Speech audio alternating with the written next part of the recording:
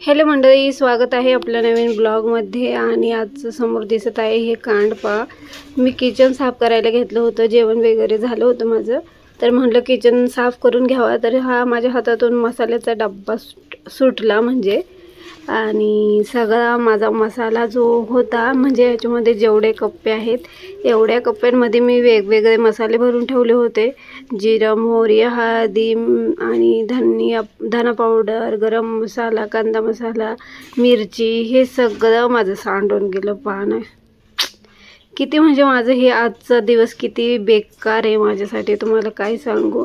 ह्या सगळ्या मसाल्याची नाच झाली। आणि नंतर मी इथं मॅगी बनवली होती। मी म्हटलं चला आपण आता मॅगी बनवली आहे, मुलासाठी बनवली होती, तर म्हटलं मॅगी खाऊ। ही मॅगी अशी काही दिसती कलर म्हणजे ही सिंपल मॅगी आहे म्हणजे।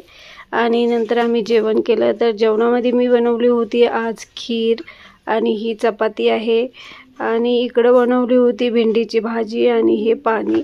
तर मी एकटीच जेवती। आणि नंतर मला दळण पण करायचं होतं, तर हे मागच्या वर्षीचे गहू आहेत, हे मागच्या वर्षीचे गहू आहेत, आणि हे लास्ट गहू होते। म्हणजे आम्ही शेतकरी यांच्याकडून घेतो काका, कारण आमची स्वतःची इथे शेती नाही। तर नंतर माझ्या नवऱ्याने आणले होते पॅटीस, तर हे पॅटीस आहे।